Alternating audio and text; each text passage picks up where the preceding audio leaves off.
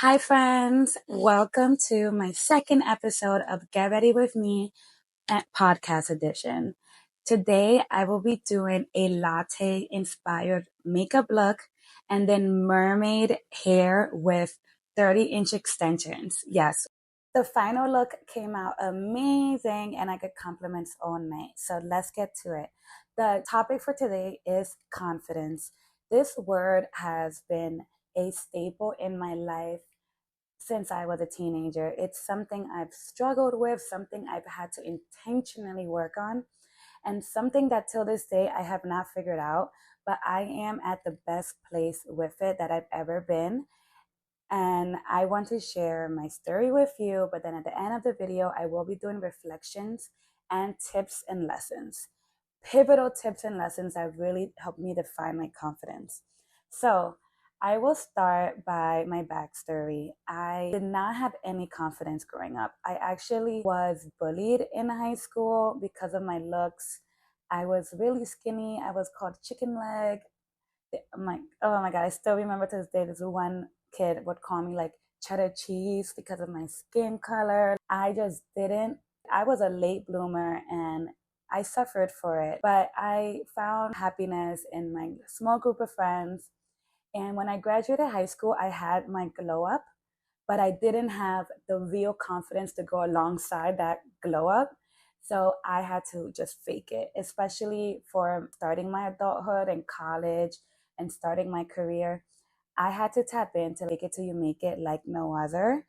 And looking back, this mindset of fake it till you make it did open doors because one, I had the audacity to ask for help. I had the confidence to show up. And even though inside I felt so unworthy, so nervous, so unlikable, I leaned on my audacity for people to like me. And people love someone that is willing to put themselves out there. So if you just show up, sometimes people will do the rest of liking you. But since this video is about confidence, I cannot make it about other people. Confidence truly comes from us. It comes from our internal self-love.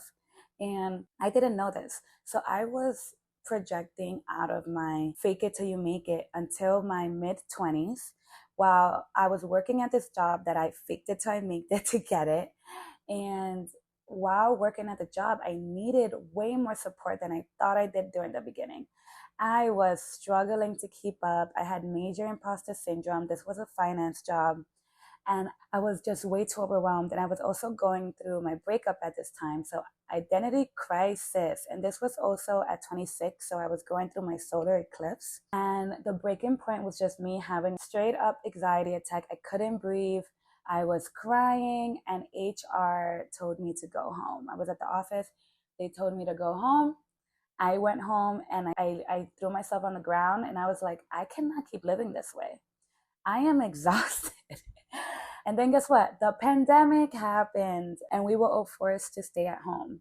So I also lost my job during the pandemic. So I was like, you know what? If there's any time that I can devote to building my confidence, it's right now because I have the time, the energy, and the bandwidth to do so. So I just went right in. And I will tell you everything I learned. I'm telling you, I went to school for confidence. So I'm going to share my gems. And what I discovered immediately while I was reading spirituality books is that confidence is not tied to things, to people, to status. And that's why we get it wrong. And that's why the confidence is fleeting. You ever buy something or get a job and you feel confident for just a little bit and then it goes away?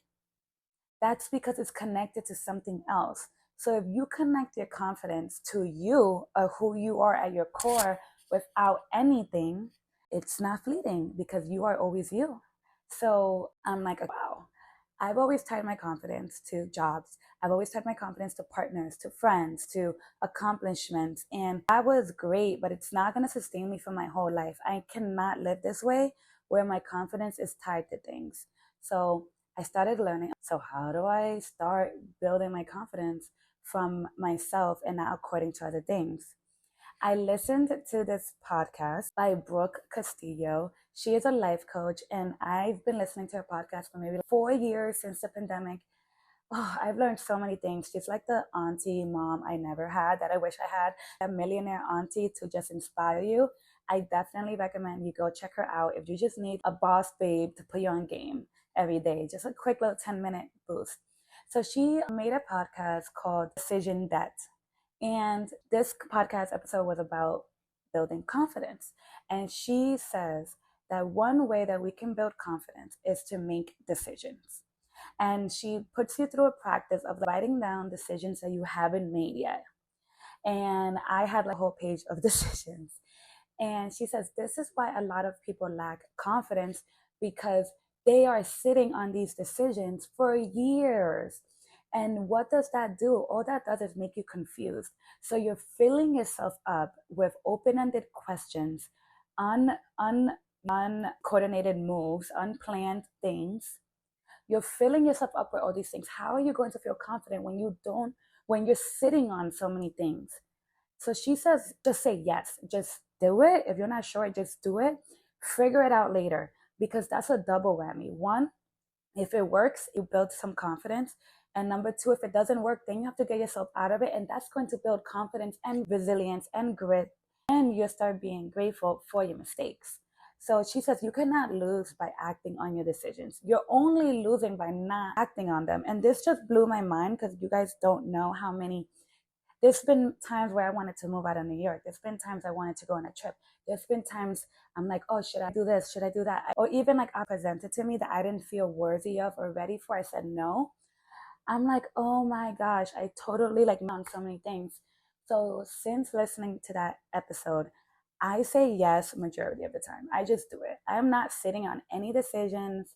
I'm just doing it. Like, let's be strategic and not be irresponsible. But for the most part, just do it. Like, it's so much more beneficial for you. And you also, by making decisions, you're setting yourself up free from overthinking. Let me give you an example. You're overthinking like, oh, I want to start this new hobby, but I don't know if I want to spend the money, right? Like, hobbies cost money. That's fine. You can just go start taking one class, take two classes, and then make the decision. Don't not take the class at all and just sit at home in your misery of not knowing if you would have enjoyed it. You have to do yourself a favor sometimes. That's where the self-love comes in. Like, you are looking out for you. Looking back, those are the biggest takeaways.